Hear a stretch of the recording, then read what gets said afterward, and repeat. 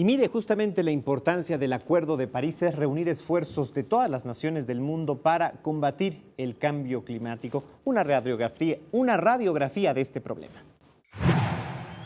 Una de las consecuencias vinculadas con la emisión de gases de efecto invernadero es el incremento de la temperatura global.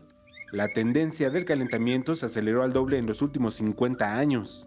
Entre 1880 y 2015, la temperatura media mundial aumentó 0.88 grados centígrados y por cada grado que aumenta la temperatura, la producción de cereales se reduce en un 5% aproximadamente. El acuerdo era hagamos esfuerzos para que no suba por encima de 2 grados.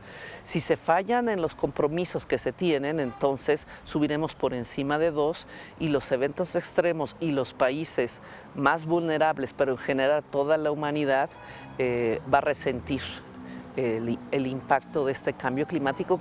Con el calentamiento de los océanos ha subido el nivel del agua. Entre 1901 y 2010, el nivel medio del mar aumentó 19 centímetros. La extensión de hielo marino del Ártico se redujo desde 1979 en 1.07 millones de kilómetros cuadrados cada decenio. De seguir esta tendencia, uno de los primeros efectos negativos podría producirse en el Mar Caribe, donde se prevé que el nivel del mar aumente unos 40 centímetros para el año 2060, lo que provocaría que el agua del mar contamine las aguas subterráneas, ocasionando graves problemas en el abastecimiento.